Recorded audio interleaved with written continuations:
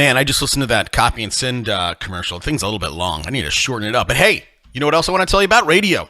Radio. Look, the one thing all these guys have in common, if you've been listening to the show for a while, everybody who's doing 300 deals or more, or doubling from 50 to 100, they have one thing in common. It's radio.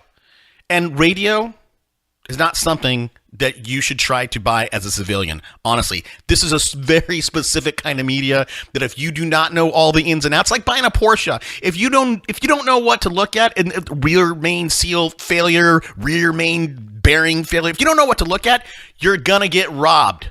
You need an agency. That's where Real Estate Radio Experts comes in. That's what we do. That's, in a lot of ways, that's why we do this show, to attract people, to put them on and help them grow their business. So if you're interested in doubling your business, and I'll make you this offer, depending on where your volume is, but if we can't double your business in the first 12 months, we'll give you your money back. Now, if you're doing 700 deals, I'm not going to do that. But if you're doing 50 deals or so, if I can't double it, I'll give you your money back. So send me an email. Or go to realestateradioexperts.com, and I you know what I own? I own My Radio Expert, and I just need to change that URL. Anyhow, check it out. Send me an email, but I'll tell you. Here's what I want to tell you: Q4 and early Q1 right now is the time to do the deals. Every station out there is worried about where their revenue is going to come from. Right now, for radio, inventory is high. And this is where we get the best deals. I won't put anybody in radio in June. I won't do it. People ask me to. Won't do it because I'm not going to overpay. Right now is where we get the good deals. You want a good deal? You want to double your business? Send me an email and let's talk about it. Today's episode is brought to you by copyandsend.com. You know, Gary Keller once told me that an agent's database is the most valuable spoke in their business, but most agents are doing nothing with their databases. And when I ask agents if they're mining their database with just email marketing, they 99% of the time say no. When I ask why, they almost always say, I'm not a writer, or I don't know what to say. So look, we knew we had to solve this problem. 8 months ago, we put our copywriters on this issue. And now they've produced a library of over 300 email templates. We've made this super easy. You find a piece of content or topic you like, copy it, and send it to your database. For only $12 a month, your copywriting problems are over. You'll never have an excuse not to mine your database. And regardless of the size of your list, your database, I guarantee over the course of the year, there are deals in there. Don't lose another deal because you weren't emailing your list. This is a very small investment that will yield tremendous results. Look, even if you only got one deal this year, that's a 600% return on investment. To make this, I want to make this a no-brainer for everybody out there. Sign up for Copy and Send. Try it out for 30 days.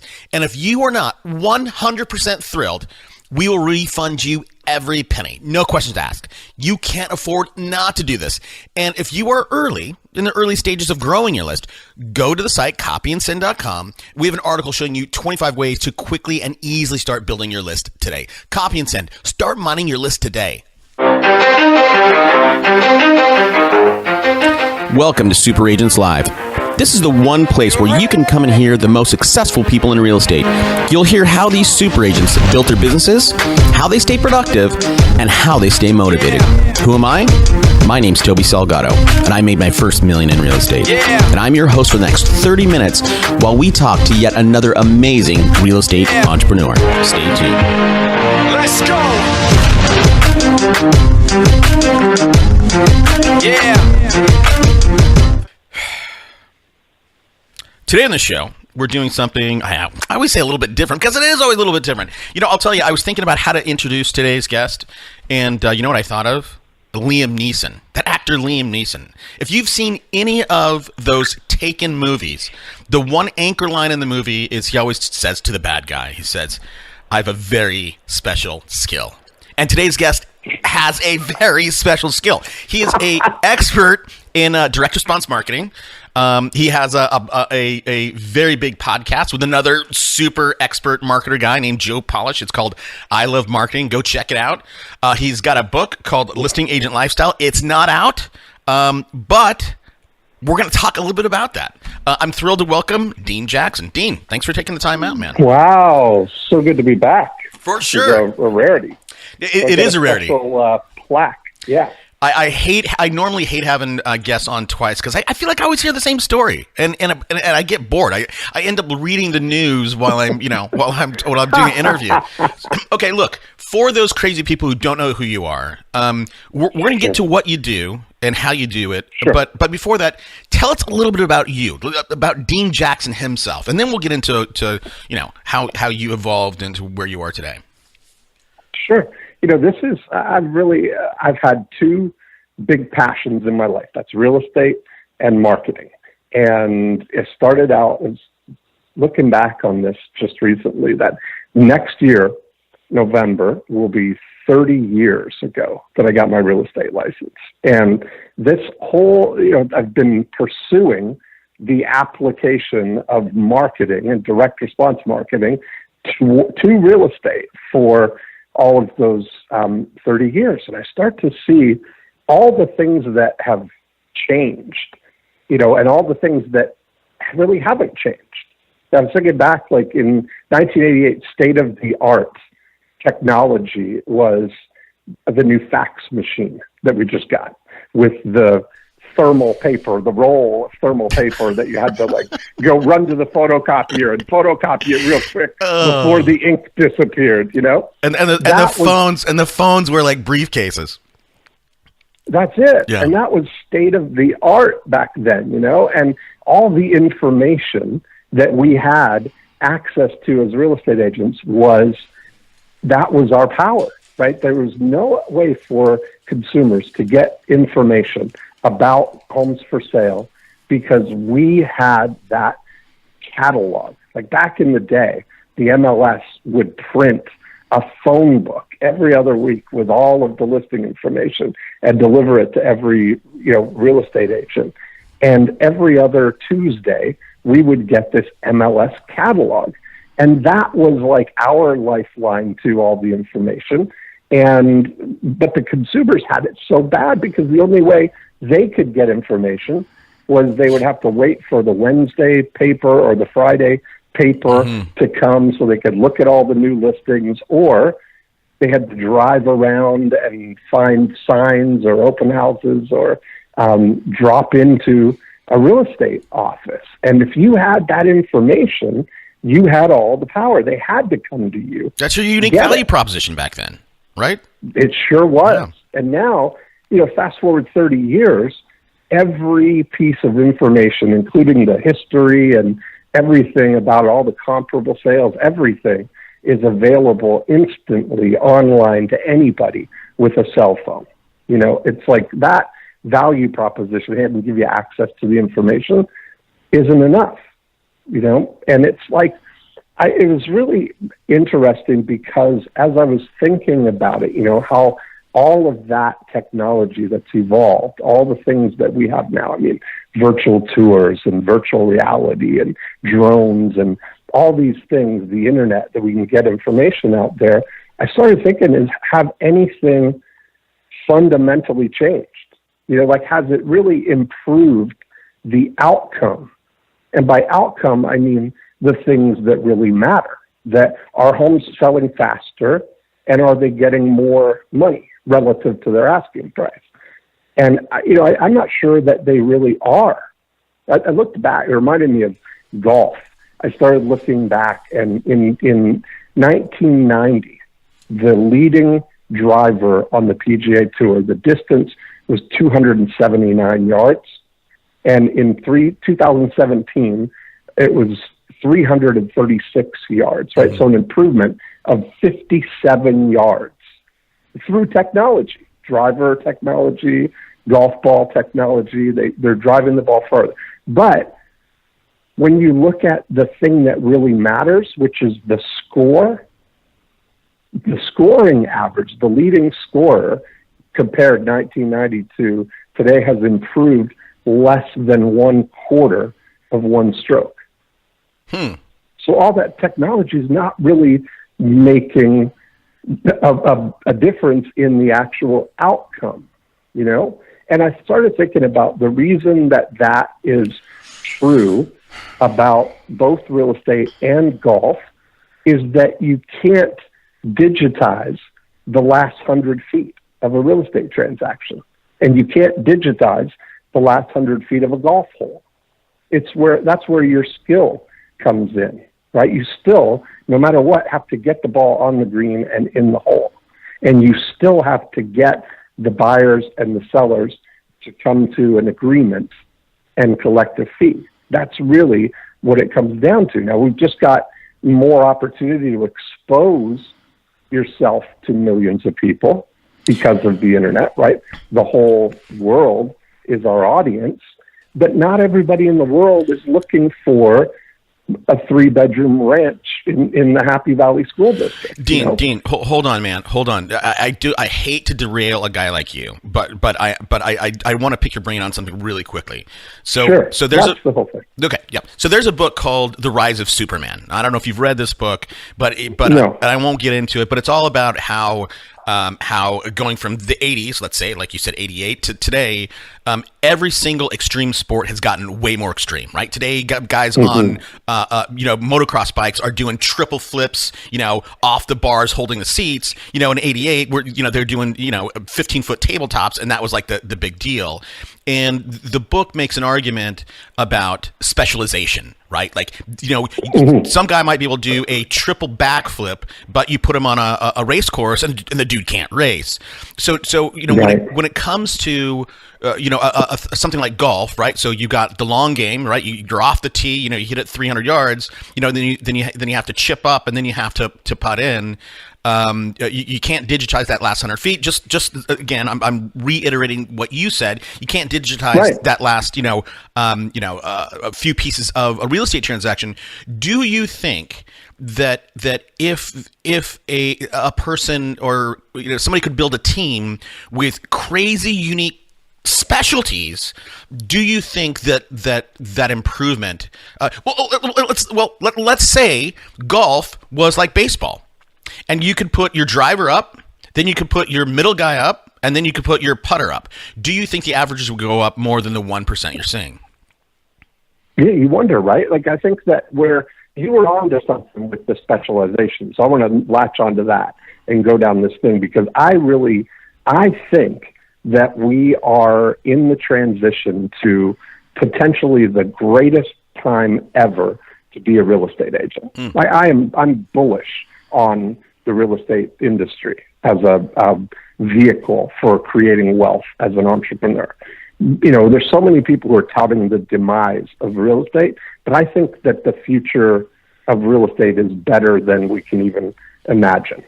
And there's so many things that are coming along and pointing to this. Like you mentioned specialization.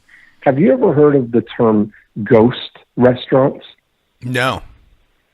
So this is fascinating. This is brand new. It's just happening now in New York and Chicago, that there's a company. I read it in Forbes magazine article or Forbes online article. And the headline was 9 restaurants, 1 kitchen, no dining room.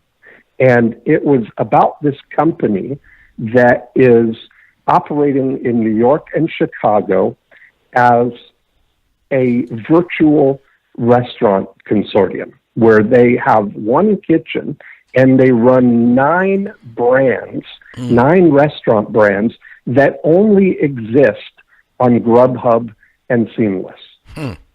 So they don't have a dining room. You can't go there to eat. You can only order for delivery.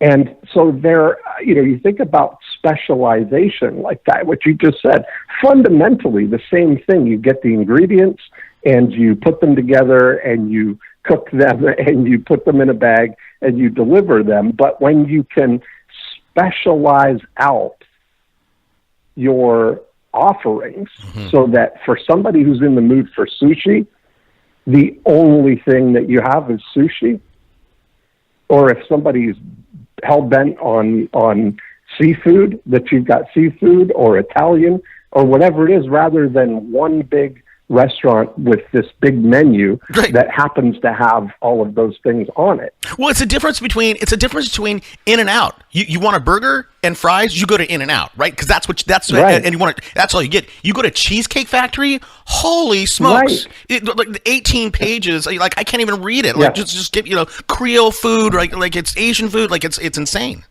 Yeah, that's exactly right. And that's what. And sorry, dude. Now I'm trampling over you. But that is the problem that I see with real estate agents, right? They want to be more Cheesecake Factory rather than In and Out. Yes. And I think I agree. this idea of I'm Toby and I'll do everything for you. And not only will I sell a ranch property, a waterfront property, and a condo. Not only will I do that, I'm going to also do all the paperwork in the back, right? That is going to kill your growth. You're never going to get anywhere. Right. Okay, sorry. Go. Sorry, buddy. No, you get it. I mean, so now you can see, like, taking that idea and what could happen if you have this one kitchen that runs the back office for 9 different realtors. I mean, it's like they all get to be their own brand, their own thing. I think it's a phenomenal opportunity. Okay. It's pretty fascinating. Like this whole, I mean, those words that I've come to kind of hang this future opportunity on are the listing agent lifestyle. And those words, I think, are really what we all really want, right. Is to be, and it's really about taking a listing centric approach to building a business, not going to work as a real estate agent where you're doing all of the stuff yourself, but as an entrepreneur to build a business that does all of the things that are involved in helping somebody find or sell their house. Exactly right. And here's a line. I'll say this. I'm sure you've heard it, and sometimes it doesn't come out right. But there's one guy who says, "I'm in business, man," and the other guy says, "I'm a businessman." Right? That's what you're saying, right? The difference between "I'm in business, man" or "I'm a businessman." Okay. Well, that was Jay-Z, actually. Oh, is that really? Is that right? Jay-Z said, "Oh, I didn't know that." Yeah, he said, "I'm not a businessman. I'm a businessman." That's right. All right. So good for you, Jay. So, hey, how does, again, we're going to talk about the tenets in your book, Listing Agent Lifestyle. Where does someone start, right? So they're listening to you and they're going, yeah, man, Dean makes all the sense in the world. That's what I want. But I don't know where to start. What are some of the chapters? Wouldn't it be great if there were 8 elements of the listing agent lifestyle? That'd be great. There are. It would be super, wouldn't it? Are there? Yeah. Yeah, of course there are. I knew. What am I, new here? So, of course. So, the way that these work out, and I'll share the 8 with you, okay, kind of quickly, and then we can dive in and go deeper, as deep as you want on any of them. Okay, but here's what I see. Is it's taking a system-based, metric-based and qualitative approach to these 8 elements of being and having the listing agent lifestyle. So number 1, if you're going to have a listing-centric business, is you've got to have a way to get listings. So we focus on getting listings. That's the core of it all, right? And then the second element is that we focus on multiplying your listings and turning every listing into multiple transactions. Then element number 3 is getting referrals. And we talked a lot about that on the last episode that we did together. We were kind of deep on getting referrals. Then number 4 is converting leads. And these are all systems, right? These are all things that you have a systematic approach to doing and achieving all these things in your business. And number 5 is finding buyers. So those are the 5 rudimentary business systems that you need within your to create this listing agent lifestyle. And then there are 3 lifestyle-based elements of it. And those are daily joy. How happy are you, right? How happy are you in your business? 7 is abundant time. Do you feel like you have an abundance of time, or are you waking up and your day is already accounted for and your to-do list is longer at the end of the day than it was at the beginning of the day? Wait, hold on. I want and to. then number 8. Wait. I want to dig into these. I just want to make sure I get some clarification on 2. Okay. Sorry, dude. Are you saying? Let me tell you number 8. Okay. Let me tell you number 8, and then we can go. So number 8 is financial peace. Yes. I think Dave Ramsey nailed it with what people are looking for around money, and financial peace says all the right things. Okay. So there's the 8. Now let's. I know I just surfaced. I want to get them out there, and then we can go as deep as you want to go in any of them. Well, okay. So let's talk about the first 5, because so many times I hear something like this, and for some reason, like what I do personally, like my head flashes, like I get like I want to connect the dots, and what I feel like these 1 through 5 is, redwoods and giant redwoods in Northern Cal and aspens, they have one thing in common, is there's a whole forest of them, but they all share one root system. And I think if I look at your 1 through 5, they're while they're all different, I think they're all super connected, just like that redwood root system. That is exactly right.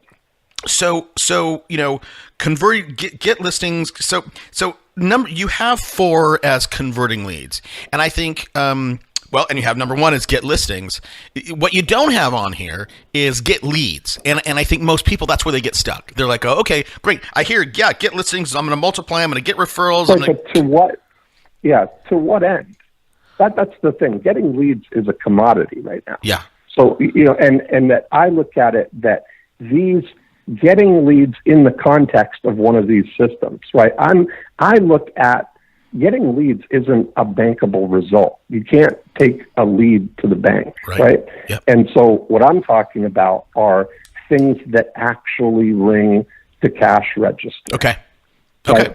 The things that are resulting in a transaction. And so a listing getting system has to go all the way from how are you getting listing leads? How are you following up with those leads? How are you getting the listings? That you have to connect all of the beads there. And so I look at these as, the first thing that people can do when they start reflecting on them is to kind of evaluate where are you on that system, right? Like if you kind of put a scale to it and say, am I winning or losing in this category? And so I think that if you just look at your result called getting listings, how are you doing on that, right? Are you confident that you have a systematic way to get all the listings you want in any area you want? Or are you struggling, floundering, having to go out and chase down listings individually, right? Are you having to prospect and do manual things to get listings? Or that's not on the lifestyle side. The listing agent lifestyle is about using direct response and marketing and leverage to get listings where people call you, where you're not calling them. You're not making outbound phone calls. And that's where everybody wants to get to. And we're going to talk about DR in a second. But just real quick. So as you said earlier, so we have these 5, and then we have the 3 on the lifestyle piece. When somebody looks at their performance, they say, they might think they have a system, and everybody's got some kind of system, whether it's a good system or not. That is like, who knows, right? Most people have really bad systems. But earlier you said we need to look at our performance on metrics, and on a qualitative base. And I think a lot of people would go, okay, if I look at my conversions, what is metric wise or qualitative, what is good, what is acceptable, what is unsatisfactory. Right. So how can you give somebody? Go ahead. Sure, absolutely. I mean, I look at it that if I'm, what I would say the gold standard of the listing getting system is that you can put money in, and what comes out the other end are people calling you up to come and list their house, which you do, and successfully sell those homes for an incredible return on investment. Return on investment is the metric that we use for doing that. And I just finished a 4-year case study where we measured everything with that, with one of the agents that I work with. And, over that 4-year period, we measured everything. So he was able to generate $543,000 from one area that he was mailing in from a $50,000 investment. Wow. So $50,000 turned into $543,000 over that 4-year period. Now that, so I look at it, that the cumulative, return on that is what we were really paying attention to. And so he started out, my provocation when I created this whole system was that I want to do something that can get listings without making any outgoing phone calls. So my provocation was that I want to create a system where my phone only accepts incoming calls.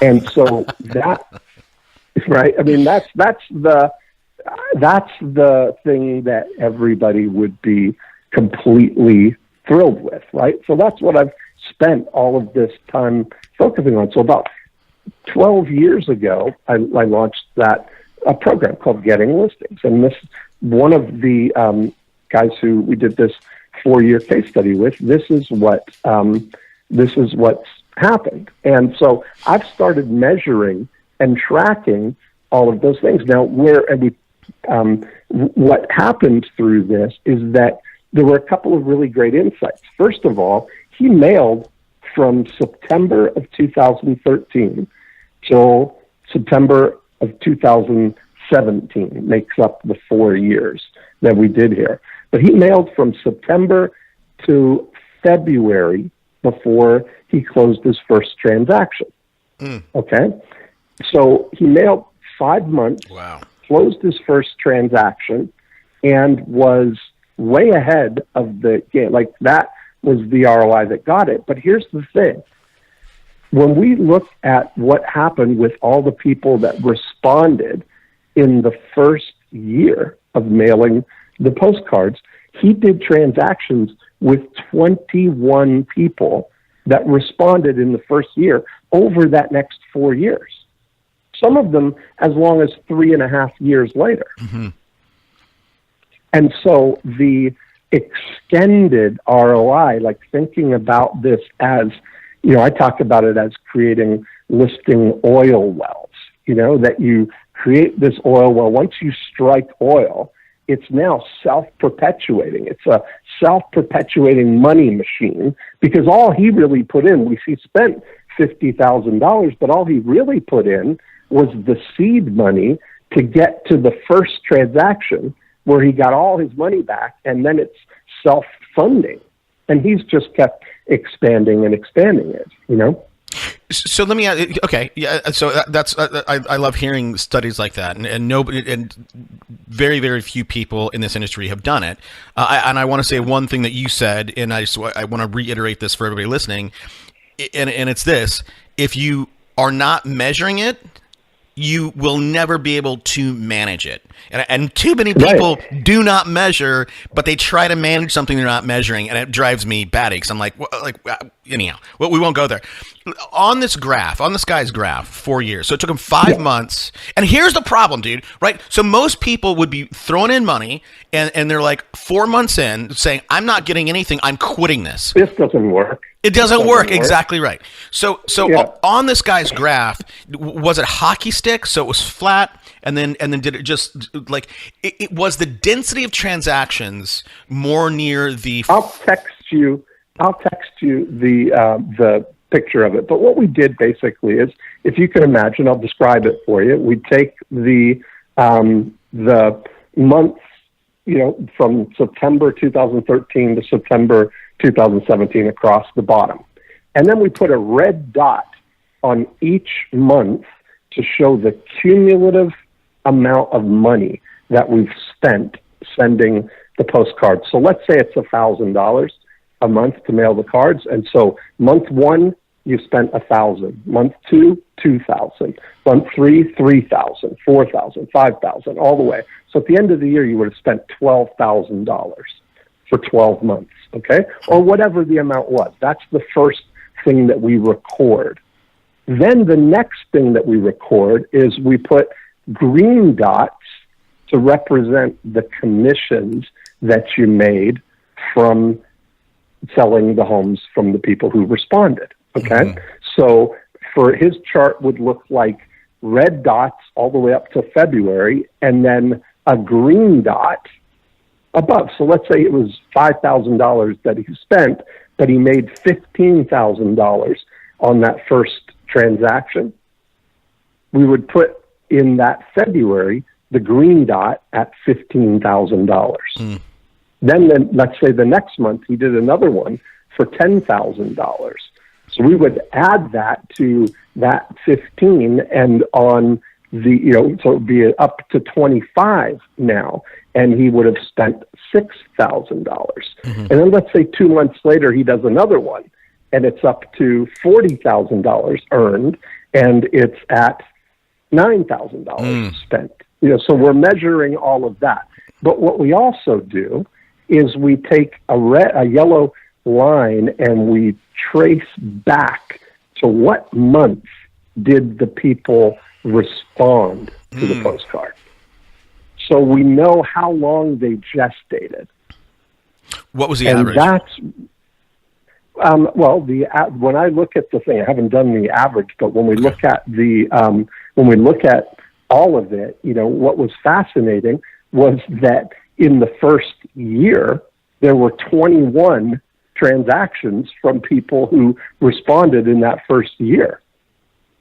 And so there were 15, I think, of them from September to February. So even though there was only one that closed between September and February, 14 more of them ultimately closed because they were people who were thinking about selling their house, and we identified them earlier, Yeah.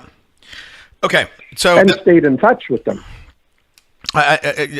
Personally or through an assistant? Oh, through an assistant. The whole thing. Okay. Yeah, the whole thing was done by other people, right? So all Tony does now is he goes out and lists the house. Good for That's him. it. Good for him. Yeah. So going back to the 5, right? So number 4 is converting leads.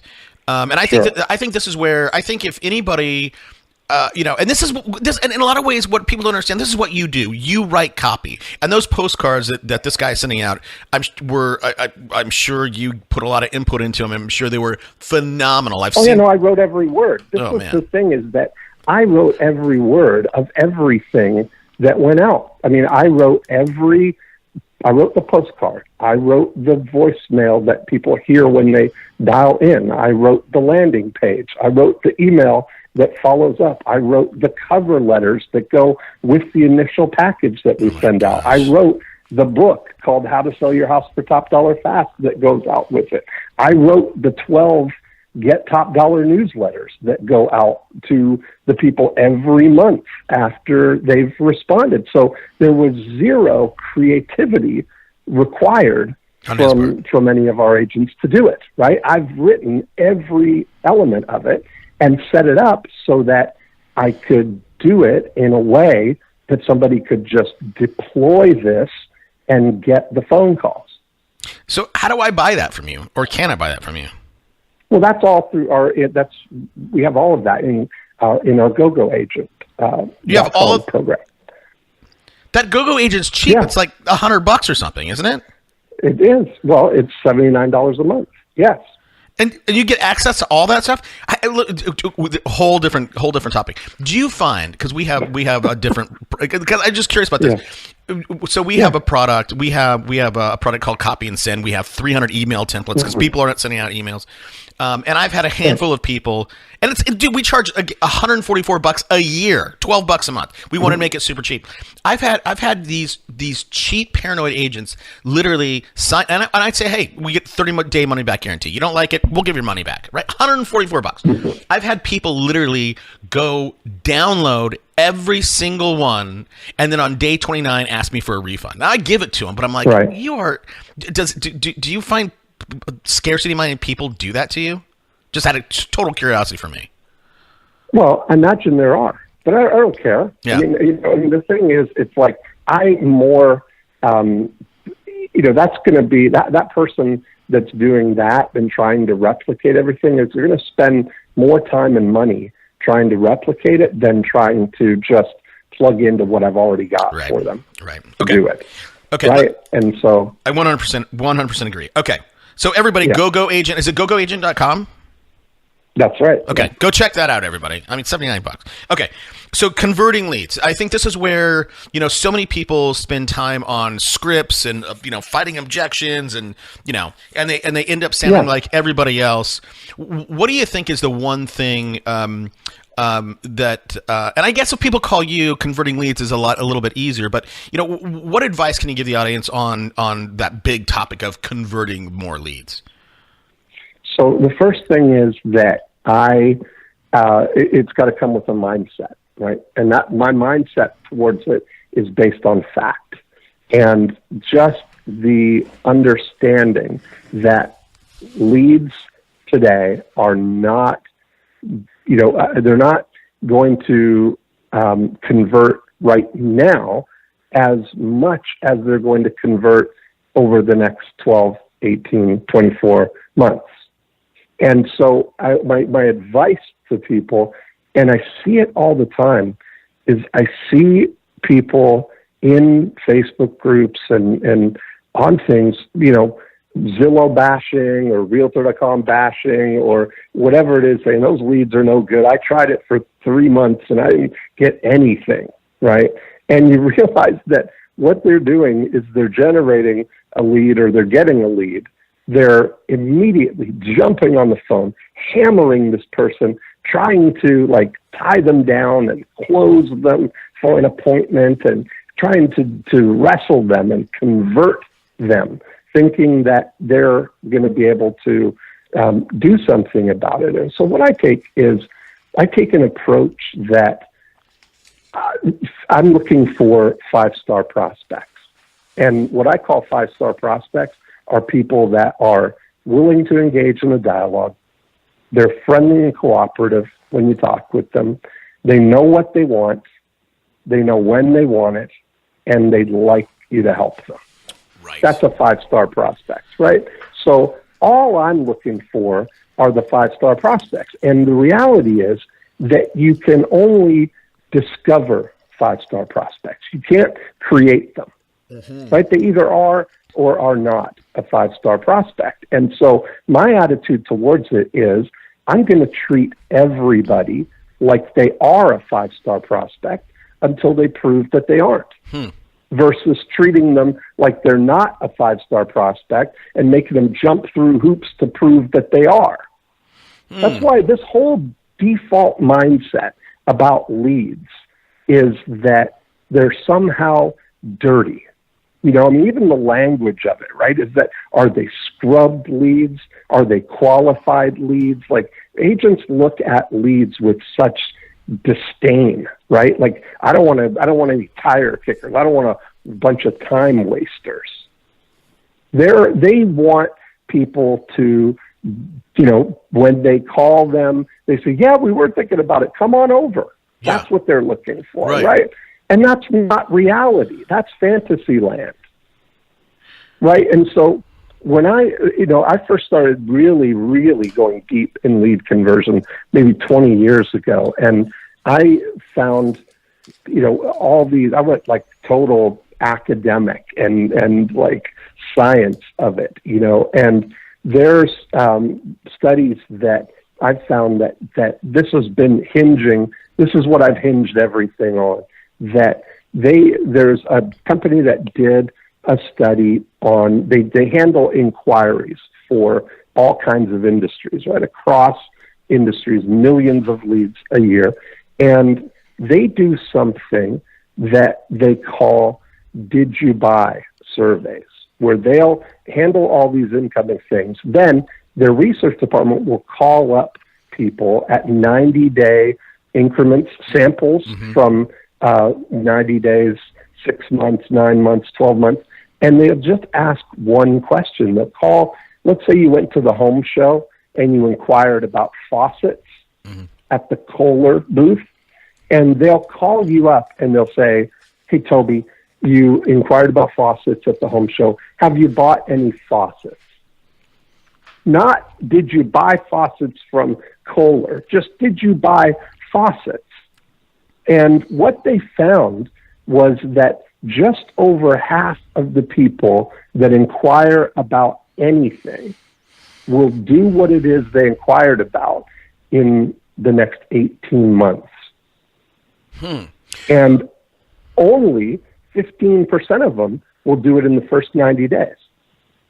So 85% of the value of a bundle of leads today is in 90 days or more. Now, you know yourself that for most real estate agents, 90 days is their long-term follow-up program. For sure. Yeah. Right? They think they're looking for the 9-day program. They want somebody to call in today, talk to them on the phone, get pre-qualified from their lender with a bank statement that these people are qualified. They want to take them out on day 6, show them a home, and negotiate the contract on day 7, and they're done. That's what this magical unicorn desire that real estate agents have for what leads are. And when that doesn't happen from these Zillow leads that they're getting, they try it for 3 months, and I didn't get anything. Those are garbage. Right. And I think one of the biggest opportunities is to buy somebody's old Zillow leads. Go back and buy them. I created this email, Toby, that if people just go, don't tell anybody that you've listened to this podcast, but listen for people who are griping about these Zillow leads or these realtor leads that didn't pan out, and say, I'll buy those leads from you. I'm just starting out, or whatever it is. Maybe offer them $5 per lead for all the leads that they have that didn't convert, all those tire kickers. And then just send them an email and put their first name in the subject line and say, hey, Toby, are you still looking for a house in Georgetown? And that's it. That's a great idea. And watch what happens. Yeah, that's a really great idea. And again, you're talking about, so I in the vein that you are talking, Dean, I 100% agree with you, right? I mean, a Zillow lead, that is a 12 to 18 month conversion. Like you have to be with it long term. But I would say this. But not all leads are created equal, right? And so we do direct response, as you and I have talked about radio and television. Radio works like bang, it works, right? If you have a unique offer and we can make a compelling argument in 60 seconds, which we do, people literally call up and go, hey, come list my house. Our guys are on like a 48-hour kind of plan. But I just want to point out to everybody, all leads are not created equal. But let me ask you, I want to get your opinion, and then we have to start to wrap up here. There's so much. A guy like you, man, I wish we had more time because there's so much we could. I need a residency. You do, man. You do, for sure. So I just want to ask you about me, because my calendar gets filled up with people wanting to do radio, and I call them up, and here's how it goes. Hey, Dean, Toby Salgado here. you were on my calendar to talk about radio today. They go, oh yeah. And here's what I ask them. I go, look, number one, do you know radio works? And they have to say yes. They have to say yes to that. If they say no, I go, you know what? I'm not here to convince you that radio works. You're probably not good for us. And then if they say yes, I know radio works, and I'll say two, do you know that you are not able to buy this kind of media as a civilian? Do you know that you need help? If they say yes, then I go, okay, let's talk. If they say no and they think they can do it themselves, like that's not my. So you're right. Like we all want the right kind of prospects, but for me, I knock it out in the first literally 90 seconds. You're either right, because just like you or anybody as a real estate agent, dude, you can't convince someone to sell their house. They need to want to sell their house, and they need to know that they need help. So anyhow. Right. Okay. So let me ask you this about your stuff. Yeah. What if somebody says, no, I'm not, I'm interested. I don't know that it works yet. Can you convince me? Or what would you do with that person? Here's what I'd say is, and I've had that before. I would go, look, I'm not here to convince you, but I will take, if you want to know about radio, I'll take 8 minutes of your life and I'll tell you the 4 things that you got to get right. And I have an 8-minute little pitch that I tell them, and there's 4 things you got to get right. And I also tell them, I'm like, hey, take these 4 things. You're dangerous enough to do radio on your own, but there's one secret sauce thing that I hold back. And I tell them, I go, I will tell you about it, but I will not tell you the metrics because this is our secret sauce. So I let them know everything, and at the end of the day, those people who say convince me, they're convinced. They know that we know what we're doing. It's just, they got to get to the point where, you got to gut up and go, yeah, I'm going to spend the money. And you do have to be in it for the long term, as you said. All right. Dean, you've been at this game at a very, very high level for a very long time. You are, and again, I wish people knew, more people, and a lot of people do know who you are in my audience, because I get the emails, but not everybody does. You pal around with some of the best marketers in the world that exist right now, right? You pal around with the Kobe Bryants, the Mike Tysons, the Michael Jordans of copy and marketing. Let me ask you this crazy question. What do you know right now, Dean, that you wish you would have known 20 years ago, 30 years ago when you started? I think that's kind of where I was going with this whole line of thinking, like in my thought, looking back and realizing and reflecting that it's been 30 years. I wish I had known that the real estate business is going to be booming. It's interesting that I remember, even as soon as the internet really started coming in, people have been touting the demise of the real estate agent, that everybody's going to disrupt the real estate industry, and that it's ripe for disruption. And you're thinking that it's a sinking ship if you've been paying attention for the last 20 years, And I really believe now 100% that it's a solid, and not even just solid, maybe the opportunity right now for the next 20 or 30 years, And I think what really is testament to that is Warren Buffett's big moves into real estate, that when you think about the real estate brokerage business, it's been around for hundreds of years. Fundamentally, it's one of those things that is only going to happen on, I call it the mainland versus the cloud. Houses are mainland things. They're really, you're only going to, it's bricks and mortar, but the access, our whole world, as our society moves up into the cloud, that's a real place. That's where everybody exists. That's where everybody spends all their time. Their whole world experience of the world view is all in the cloud, And so these things, like knowing that you can fully embrace all of the things that happen above the cloud and leverage marketing and leverage systems and tap into these pools, the people who are mainlanders to do all the physical work of it, you know? Well, so Like to get to a point where you literally you can have somebody do all the physical things. Anything that requires opposable thumbs can be done by a real person. Right, for sure.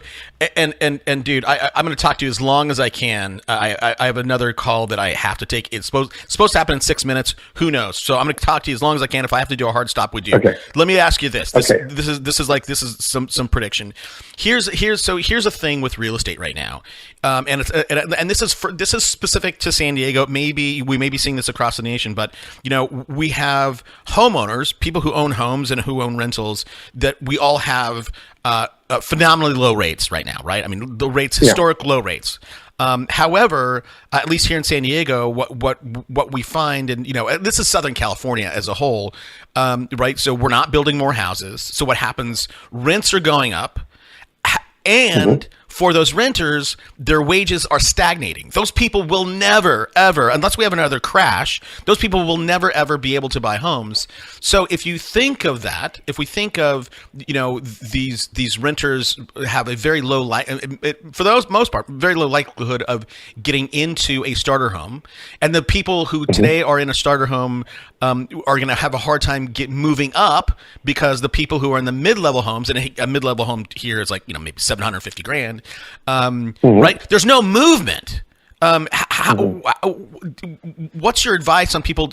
Where should people try to break in here? I know that's a crazy question and out of left field, but you made me think of it with some of the stuff you're saying.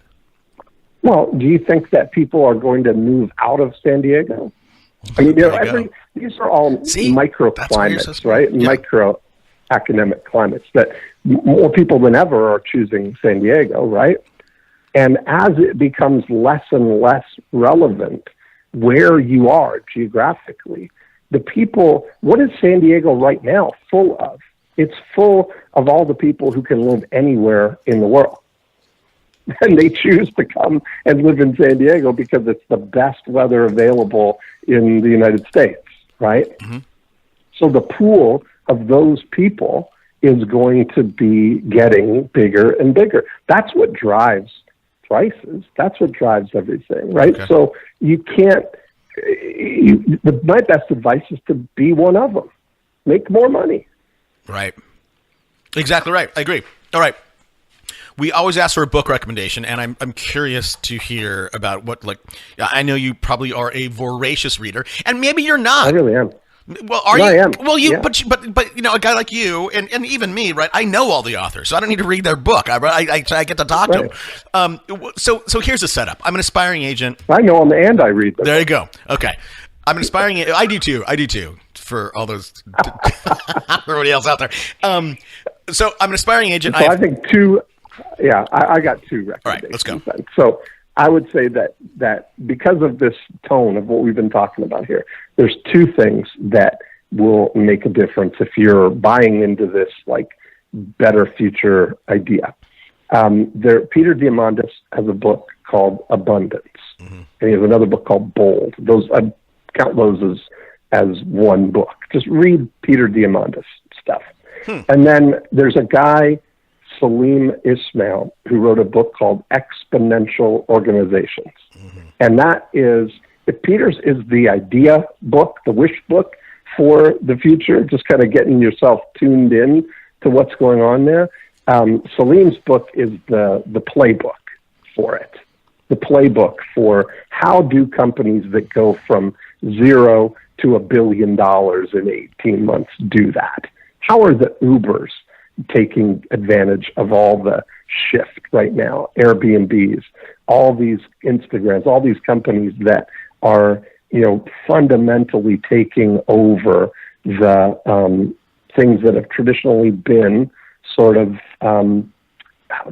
high cost businesses to get in, you know? Got it.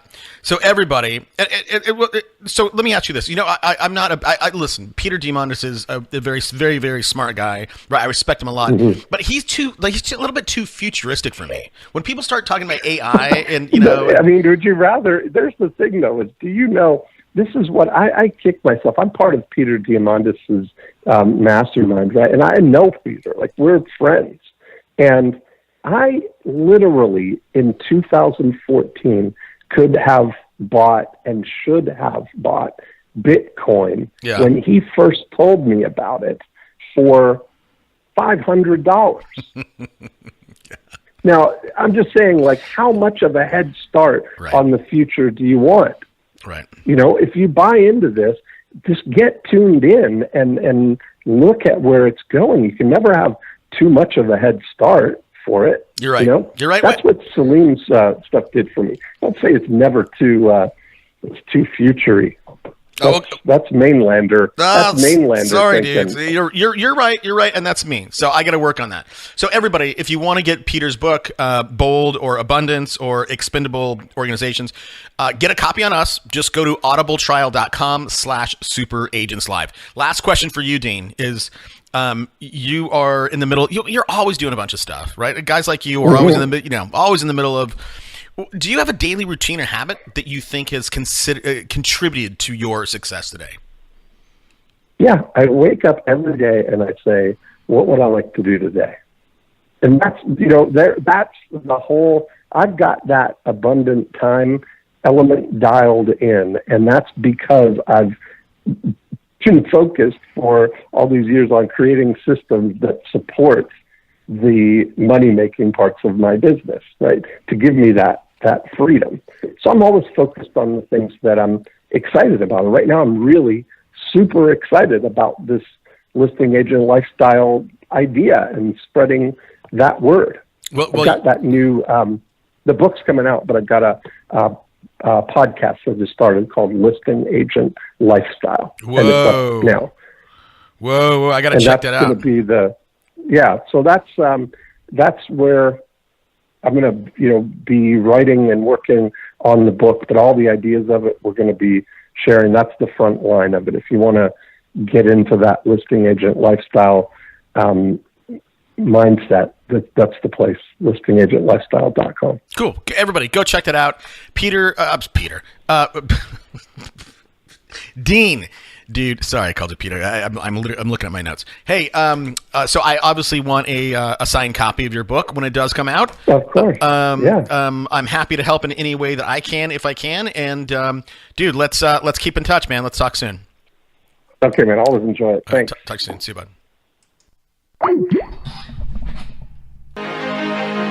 Let's go.